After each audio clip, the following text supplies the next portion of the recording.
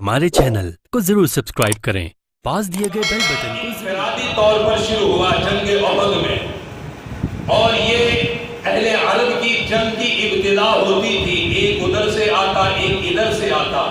पहले इंफरादी तौर पर मुकाबला होता, उसके बाद फिर इज्तिमाई तौर पर फौजें दोनों तरफ से आगे बढ़ती और एक दूसरे पर हमलावर हो जाती। ये अबू आमिर जब जलील होकर वापस गया तो मुशरिकीन मक्का का जो अलमबरदार था, जिसके हाथ में झंडा था, उस्मान बिन तलहा, वो उसने झंडा पकड़ा, हाथ में तलवार और आगे बढ़ा। आगे बढ़ के कहने लगा, तुम में कोई है जो मेरा मुकाबला करने के लिए आए?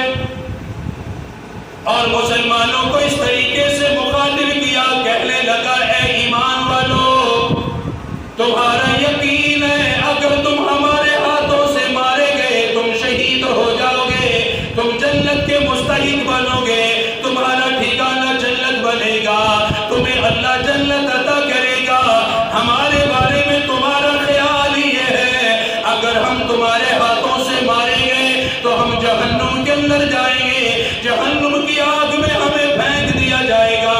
कहने लगा, है कोई जो मेरे हाथों से जन्नत जाना चाहेगा? या तो मेरे हाथों से वो जन्नत चला जाए या वो मुझे अपने हाथों से जहन्नुम में पहुंचा दे। उस्मान बिन तलहा जब ये पुकारने लगा, अपने मुकाबले के लिए बुलाने लगा, शेरों का शेर आगे बढ़ा, शेरों का शेर आगे बढ़ा, बरादर रसूल आगे बढ़ा, दामाद रसूल सैयदना अली मुर्तज़ा रज़ियल्लाहु ताला अन्हु, उन्होंने जब उसकी बात को सुना, आका से इजाजत ली, फरमाने लगे, आका मुझे इजाजत दीजिए, मैं इस काफिर के मुकाबले के लिए जाऊंगा, तन्हे तन्हा जाऊंगा, मैं आपकी तरफ से मुकाबला करूंगा। हज़रत अली मुर्तज़ा रज़ियल्लाहु ताला अन्हु अपने हाथ में तलवार ली। जंग ओहद में मुसलमानों की तरफ से सबसे पहले आने वाला यही मुजाहिद है। हज़रत अली मुर्तज़ा सबसे पहले आगे आए, सबसे पहले मुकाबला उन्होंने ही किया, आगे बढ़ के मुकाबला करने के लिए बढ़े। आपने इस जोर से वार किया, इस जोर से वार किया, उस्मान बिन तलहा के सर पे तलवार मारी, सर के दो टुकड़े कर दिए। फरमाने लगे, तू अल्लाह को पुकारता है, तू मुसलमानों को ललकारता है, मैंने तुझे जहन्नुम वासिल कर दिया। जब उसे जहन्नुम वासिल किया गया, उसका भाई उस्मान बिन तलहा आगे आया, अपने भाई का इंतकाम लेने के लिए आया। उसने भी यही आवाज लगाई, है कोई जो अकेला आए मेरे मुकाबले में आए, या तो वो जन्नत में चला जाए या मुझे जहन्नुम में पहुंचा दे। रसूलुल्लाह सल्लल्लाहु अलैहि वसल्लम के सगे चाचा सैयदुश शुहदा हजरत अमीर हमजा रज़ियल्लाहु ताला अन्हु दूसरे नंबर पे मुकाबले के लिए आए, आपने उन्हें जहन्नुम वासिल कर दिया। उसके बाद मुकाबला इज्तिमाई तौर पे शुरू हुआ। इधर से मुसलमान आगे को आए, काफिर आगे को आए, तलवारें चलने लगी, तीर चलने लगे, नेज़े चलने लगे। हज़रत अबू दुजाना रज़ियल्लाहु ताला अन्हु जो बड़े जलीलुल कदर सहाबी हैं और मक्का के बड़े पहलवानों में से थे, आका मदनी पर ईमान ला चुके थे, इमामुल अंबिया के साथ जिहाद में शरीक हुए। आप सल्लल्लाहु अलैहि वसल्लम ने अपने हाथ में तलवार को लिया, लेने के बाद फरमाया, है कोई जो मुझसे इस तलवार को ले, इसका हक भी अदा करे। बड़े बड़े सहाबा ने तलवार को लेना चाहा, मगर मेरे महबूब ने अदा नहीं फरमाई। अबू दुजाना आगे बढ़े, अर्ज करने लगे, आका ये तलवार लेने का मैं ख्वाहिशमंद हो, अपनी तलवार मुझे अता कर दीजिए। आपने अपनी तलवार अबू दुजाना को दी और अबू दुजाना को देने के बाद फरमाया, अबू दुजाना मेरी तलवार का हक अदा करना, इसका हक अदा करना। अबू दुजाना अर्ज करने लगे, आका आपकी तलवार का हक क्या है? आपने फरमाया, काफिरों को इतना मारना ये तलवार खमदार हो जाए, अगला सिरा इसका मुड़ जाए। फिर आपने फरमाया, इसका एक हक ये है, किसी औरत पे ना चलाना, किसी बच्चे पे ना चलाना, किसी को ना हक कत्ल ना करना, सिर्फ काफिरों के मुकाबले में इस्तेमाल करना।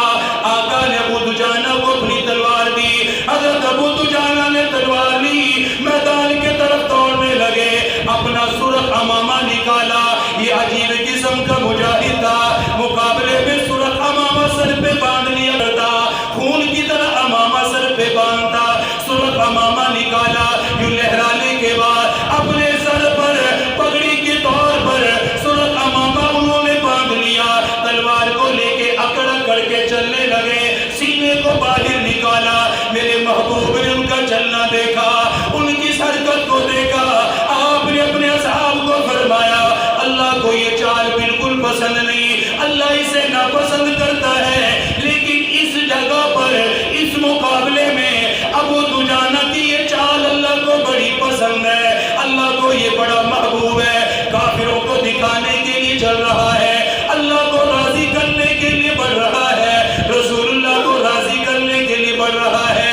سرخ امامہ باندھنے کے بعد کافروں کی جماعت میں گھس گئے، پیچھے نہ رہے، مسلمانوں کی جماعت کو چھوڑ دیا، ان کی صفوں کو چھوڑ دیا، کافروں کے اندر گھس کے مارنے لگے، قتل و غارت شروع ہو گئی، صحابہ نے جہنم حاصل کیا۔ تاجدار مدینہ کو دیکھ رہے ہیں، آپ کے چاچا حضرت امیر حمزہ رضی اللہ تعالی عنہ وہ بھی اس جنگ کے اندر شامل تھے۔ اللہ پاک نے مسلمانوں کی ہمت کی وجہ سے، مسلمانوں کی دلیری کی وجہ سے جنگ کے ابتدائی مرحلے میں ایسی قوت عطا فرمائی، مسلمان جس طرف چلتے کافر پیچھے کو بھاگنے پر مجبور ہو جاتے۔ اور مسلمان کتنے؟ 700۔ جنگ احد میں کتنے مسلمان ہیں؟ اور کافر کتنے ہیں؟ 3000۔ 700 مسلمان ہیں اور 3000 کافر ہیں، لیکن ایمان کی طاقت اس قدر تھی کہ جس طرف بھی مسلمان بڑھتے پیچھے کو ان کے قدم ہٹنے شروع ہو جاتے۔ ایک وقت یہ آیا کہ جب کافر پیچھے کو ہٹے اور بھاگ گئے، مقابلے کی تاب نہیں لا سکے، آپ نے 50 تیر انداز جو پہاڑ کے پیچھے بٹھائے تھے، پہاڑ کی پچھلی جانب عبداللہ بن جبیر کو ان کا امیر مقرر کیا تھا، وہاں پیچھے جو بٹھائے تھے ان سے یہ اجتہادی فتح ہو گئی کہ جب فتح ہو رہی تھی اور تقریباً ہو چکی تھی، ان میں آپس میں یہ اختلاف ہو گیا کہ رسول اللہ صلی اللہ علیہ وسلم نے ہمیں یہاں اس وقت تک بٹھایا تھا، اس بات کو سمجھیے۔ اس پر اسلام کے دشمن بڑا اعتراض کرتے ہیں صحابہ پر کہ جن 50 آدمیوں کو بٹھایا تھا اور کہا تھا کہ تم ہمارے پشت کی جانب سے حفاظت کرو گے کہ پہاڑ کی طرف سے کوئی آگے نہ آئے، کیونکہ پہاڑ آپ کی پشت کی جانب تھا کہ ادھر سے کوئی آگے کو نہ بڑھے۔ وہ 50 تیر انداز وہاں بیٹھے تھے بھرپور تیاری میں کہ کوئی یہاں سے آئے تو ہم تیر چلائیں گے۔ اللہ پاک نے فتح عطا کر دی۔ جب فتح ملی تو ان میں کچھ اختلاف ہو گیا، کچھ نے کہا کہ ہمیں رسول اللہ صلی اللہ علیہ وسلم نے یہاں اس لیے بٹھایا تھا، سمجھیے، کہ جب تک فتح نہ ہو جائے نہیں اٹھنا۔ اب تو فتح ہو گئی تو بیٹھنے کا فائدہ کوئی نہیں، اٹھ جاتے یہاں سے۔ امیر نے کہا کہ نہ جب تک حضور نہ فرمائے ہم نہیں اٹھ سکتے۔ 10 صحابہ بیٹھے رہے، باقی 40 وہاں سے اٹھ کر حضور صلی اللہ علیہ وسلم کی جماعت میں شامل ہو گئے۔ کافروں کی طرف سے 5 امیر تھے، کتنے تھے؟ 3000 کا لشکر تھا، انہوں نے مختلف حصے بنائے۔ ایک حصے کا امیر تھا خالد بن ولید، مسلمان نہیں ہوئے تھے اس وقت، کافروں کی طرف۔ دوسرا تھا اکرمہ بن ابو جہل، تیسرا تھا صفوان بن امیہ، یہ ان کی طرف سے امیر مقرر کیے گئے تھے۔ ایک تھا عبداللہ بن ربیعہ، 5 یہ امیر ان کے مقرر تھے علیحدہ علیحدہ۔ اور اللہ کی قدرت دیکھیں کہ یہ 5 جو جنگ احد میں کافروں کی طرف سے امیر مقرر ہوئے تھے، اللہ نے بعد میں ان 5 کو ایمان عطا فرما دیا تھا۔ 5 کے 5 مسلمان ہوئے تھے۔ حضرت خالد بن ولید کو تو ہر مسلمان جانتا ہے کس قدر پھر اسلام کے لیے جنگیں لڑی اور کتنا اسلام کا رتبہ بڑھایا۔ حضرت خالد بن ولید شروع سے ہی جنگی مہارت رکھتے تھے، اس لیے انہوں نے کافروں نے ان کو ایک خاص جماعت کے ساتھ مقرر کیا تھا کہ وہ کہیں دیکھے جہاں بھی مسلمانوں کی کمزوری نظر آئے وہاں سے حملہ آور ہو جائے۔ جب مسلمانوں نے وہ جگہ چھوڑی تو خالد بن ولید جو کہ نظر رکھ رہا تھا کہ کہاں سے حملہ ہو سکتا ہے، جب وہاں سے وہ لوگ اٹھے تو خالد بن ولید پیچھے ہٹنے کے بعد واپس اسی جگہ سے آ گیا، پہاڑ کے پیچھے سے آ گیا۔ وہاں سے حملے کو سنبھالنا مشکل تھا، ایک بندہ پہاڑ پہ چڑھ کے حملہ کرے تو نیچے والے تو نہیں بچ سکتے، بہت مشکل ہے حفاظت کرنا۔ وہ وہاں سے آیا، انہوں نے ان 10 صحابہ کو شہید کیا جو وہاں بیٹھے تھے، اور اتنا نقصان ہو گیا مسلمانوں کا کہ 70 کے قریب صحابہ شہید ہو گئے۔ یکدم وہ فتح شکست میں بدلتی نظر آئی، اور جب یہ حملہ ہوا تو اس کی تاب نہ لے سکے، یکدم حملہ ہوا، پتہ ہی نہیں چلا کسی کے ہاتھ میں تلوار تھی کسی کے نہیں تھی، وہ تو سمجھ رہے تھے، چلے گئے۔ جب یہ حملہ ہوا اس کی وجہ سے صحابہ کو ایک بڑا نقصان ہوا، اور اسی درمیان سرکار دو عالم صلی اللہ علیہ وسلم کے چہرے مبارک پر ایک پتھر لگا، اور وہ پتھر اتنے زور سے لگا کہ سرکار مدینہ صلی اللہ علیہ وسلم کے دندان مبارک شہید ہو گئے۔ آپ نے زرہ پہنی ہوئی تھی، وہ زرہ ٹوٹ کر اس کی 2 کڑیاں سرکار مدینہ کے رخسار مبارک میں گھس گئی۔ اور اسی ابو عامر نے، جس کا میں نے پہلے ذکر کیا، مسلمانوں کو ہرانے کے لیے اس نے مختلف جگہوں پہ گڑھے کھودے تھے کہ بھاگیں گے تو یہاں گریں گے۔ سرکار مدینہ پر پھر تلوار سے حملہ ہوا تو آپ حفاظت کرتے ہوئے ایک گڑھے میں گر گئے، پیچھے کو ہٹتے ہوئے وہاں گرے تو چونکہ زخمی پہلے سے تھے، پھر زمین پر شدت کے ساتھ گرے کہ سرکار دو عالم صلی اللہ علیہ وسلم کے لیے وہاں سے نکلنا مشکل ہو گیا۔ اب جب وہاں گرے تو مسلمانوں میں یہ آواز پھیل گئی کہ نبی پاک صلی اللہ علیہ وسلم شہید ہو گئے ہیں۔ یہ کچھ کافروں نے بھی اس آواز کو پھیلایا، اور اس لیے پھیلایا، پتہ تھا کہ جب مسلمان سنیں گے کہ حضور شہید ہو گئے تو ان کی ہمت ویسے ہی ختم ہو جائے گی، یہ ان کی کمر ویسے ہی ٹوٹ جائے گی۔ جب انہوں نے یہ سنا تو صحابہ ادھر ادھر کو ہوئے، حضرت امیر حمزہ رضی اللہ تعالیٰ عنہ، دیگر صحابہ نے آوازیں دی کہ نہیں حضور صلی اللہ علیہ وسلم خیریت سے ہیں، آپ صلی اللہ علیہ وسلم خیریت سے ہیں، اور اپنے قدموں کو جماؤ، دوبارہ جنگ کے لیے دوبارہ سے تیاری کرو۔ ادھر سے صحابہ دوبارہ سے تیار ہوئے، اور اسلام اور کفر کی یہ جنگ دوبارہ سے ایک دفعہ شدت سے شروع ہو گئی۔ آپ صلی اللہ علیہ وسلم اس گڑھے میں گرے تھے، وہاں سے آپ صلی اللہ علیہ وسلم کو حضرت علی نے ہاتھ پکڑا، اور حضرت طلحہ رضی اللہ تعالیٰ عنہ نے آپ کی کمر مبارک پہ ہاتھ رکھ کر سہارا دے کے باہر نکالا۔ جب حضرت طلحہ رضی اللہ تعالیٰ عنہ حضور کو نکال رہے تھے، آپ صلی اللہ علیہ وسلم نے فرمایا طلحہ نے اپنے اوپر جنت کو واجب کر دیا ہے، طلحہ پر اللہ نے جنت کو واجب کر دیا۔ امام الانبیاء تاجدار مدینہ صلی اللہ علیہ وسلم کے رخسار مبارک پہ زخم لگا، آپ کے نیچے کا ہونٹ بھی زخمی ہوا، نیچے کے 2 دانت مبارک بھی شہید ہوئے۔ حضرت طلحہ نے کمر مبارک کا سہارا دے کے باہر نکالا، ادھر سے کافروں نے باہر نکلتے ہوئے دیکھا، تاجدار مدینہ کو اٹھتے ہوئے دیکھا، انہوں نے 3 چلانے شروع کر دیے، شہید کرنے کے لیے آگے بڑھے۔ یہی حضرت طلحہ رضی اللہ تعالیٰ عنہ اپنے ہاتھ کو آگے کرتے، تیر آتا، ہاتھ کے ذریعے سے تیروں کو روک لیا کرتے، اپنی پشت کو آگے کر لیا کرتے۔ اس لیے ام المومنین سیدہ امی عائشہ صدیقہ رضی اللہ تعالیٰ عنہ آپ فرمایا کرتی تھی، حضرت ابو بکر صدیق رضی اللہ تعالیٰ عنہ جب بھی جنگ احد کا ذکر کرتے فرماتے عائشہ جنگ احد کا دن تو سارا کا سارا طلحہ کے لیے ہے، سارا کا سارا دن طلحہ کے لیے ہے۔ حضور کو سہارا دے کے باہر نکالا، اپنے ہاتھوں سے تیروں کو روکا، اپنے جسم پہ زخم کھاتے رہے۔ اصحاب پیغمبر نے فرمایا جنگ کے مکمل ہونے کے بعد حضرت طلحہ کے جسم کو دیکھا، رسول اللہ کی حفاظت کرتے ہوئے ان کے جسم مبارک پر 70 کے قریب زخم لگ چکے تھے، 70 کے قریب ان کے جسم پر زخم آ چکے تھے۔ ایک ہاتھ تو بالکل شل ہو گیا تھا، ختم ہو گیا تھا، کام نہیں کر رہا تھا، اس کی انگلیاں کٹ گئی تھی، اور جسم پہ اتنے تیر لگے کہ جسم حرکت کرنا چھوڑ گیا۔ اللہ اکبر! لیکن ایمانی طاقت یہ ہے اپنے آپ کو ڈھال بنایا ہوا ہے اور نبی کے سامنے کھڑے ہوئے ہیں. اس لیے آپ فرمایا کرتے تھے اوجب طلحہ. آپ نے پھر فرمایا اگر کسی نے زمین پہ چلتا ہوا جنتی دیکھنا ہے تو وہ طلحہ کو دیکھے. یہ جنتی ہے جس نے میری حفاظت میں اپنے آپ کو زخمی کروایا.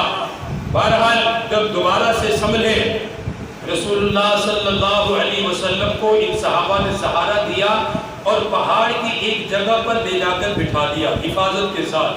آج بھی جنگ احد پہاڑ پر وہ نشان موجود ہیں جہاں سرکار دو عالم صلی اللہ علیہ وسلم کو زخمی حالت میں لایا گیا تھا. اور پہاڑ جنہوں نے دیکھا ہے تو اس جگہ کو بھی دیکھا ہوگا. جب میں گیا عمرے پر تو میں نے دیکھی تھی وہ جگہ جہاں سرکار دو عالم صلی اللہ علیہ وسلم زخمی ہوئے تھے. پھر آپ کو وہاں بٹھایا گیا تھا کہ تاکہ کوئی کافر یہاں حملہ نہ کر سکے.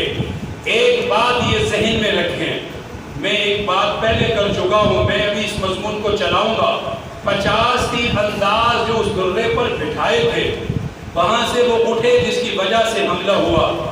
اب اس بات پر بہت سارے لوگ تنقید اس شدت کے ساتھ کرتے ہیں کہ حضرات صحابہ اکرام کی قربانیوں کو ہی وہ ضائع سمجھتے. نعوذ باللہ. ایک بات تو یہ ذہن میں رکھیں, جو جنگ پر گیا ہے, دھیان کریں میری طرف, ایک بہت اہم سوال جو آپ میڈیا اس پہ تو بہت زیادہ وابلہ ہے اس کا. جو بھی مسلمان جنگ پر گیا, آپ کو پتہ ہے جو جنگ پر جاتا ہے تو اپنی جان ہتھیلی پر رکھ کر جاتا ہے. یہی ہے نا, وہاں کچھ بھی ہو سکتا ہے, کوئی پتہ تو نہیں نا کہ یہ بچے گا یہ صحیح, کچھ پتہ نہیں ہے. سب سے پہلی بات تو یہ ذہن میں رکھیں, جو اللہ اس کے رسول کے لیے جہاد میں آیا اپنی جان وہ ہتھیلی پر رکھ کر آیا ہے. وہ وہاں جا کر لڑے ہیں. اعتراض وہ ظالم کرتے ہیں جو 5 وقت کی نماز نہیں پڑھ سکتے ہیں. بات سمجھیے, اعتراض ان پر کیا جا رہا ہے کہ جو اپنے جسموں کو اللہ اور رسول کے لیے قربان کرنے کے لیے گئے ہوئے ہیں. اور اعتراض کون کر رہا ہے؟ جو 5 وقت کی نماز نہیں پڑھ سکتا. اعتراض وہ کر رہا ہے جو رسول اللہ کی سنتیں تک نہیں اپنا سکتا, گھر میں بیٹھ کے نہیں محبت کر سکتا, گھر میں بیٹھ کر حضور کو خوش نہیں کر سکتا.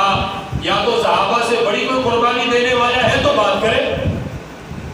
بات سمجھ رہے نا, اگر کوئی صحابہ سے بڑی کسی کی قربانی ہے تو اعتراض کرے, اور بھائی تم نے ہم نے دین کو کیا دیا ہے؟ یہ صحابہ کی قربانیاں ہی ہیں کہ اللہ نے ہمیں گھر میں ایمان لگا کے اتحادی خطا ہوئی بھی ہے, انہیں اللہ نے بھی معاف کر دیا ہے, اللہ کے رسول نے بھی معاف کر دیا ہے. جب اللہ ان کے لیے کہہ رہا وَكُلًّا وَعَدَ اللَّهُ الْحُسْنَىٰ, اے میرے پیغمبر میں نے آپ کے سارے صحابہ سے جنت کا وعدہ کر دیا ہے. قرآن وعدہ جنت کا کر رہا ہے اور ان کی قربانیوں پر وعدہ کر رہا ہے. تو پھر دیکھیں وہاں سے اٹھنے والے بھی صحابہ ہیں تو شہید ہونے والے بھی تو صحابہ ہیں. تو میں تو نہیں شہید ہوا, آپ تو نہیں, شہید کون ہوئے؟ اگر تنقید کرنے والوں پر تنقید کی جاتی ہے تو جو شہید ہو ان کے فضائل بھی تو بتائے. آپ دیکھیں ان کے فضائل نہیں بتاتے کہ کتنے شہید ہوئے, کتنوں نے قربانیاں دی, کیا کچھ ہوا. تنقید کا فورت ہے. بہرحال سرکار مدینہ صلی اللہ علیہ وسلم کے تمام صحابہ جنتی ہیں. بولو بھائی, سرکار مدینہ کے تمام صحابہ کیا ہیں؟ جنتی ہیں. ہر صحابی جو ایمان کی حالت میں رہا, ایمان کی حالت میں دنیا سے گیا, اللہ نے ہر صحابی سے جنت کا وعدہ کیا ہوا ہے. صحابی سے اگر کوئی خطا ہوئی ہے تو اللہ نے موت سے پہلے ان کو توبہ کی توفیق عطا فرمائی ہے.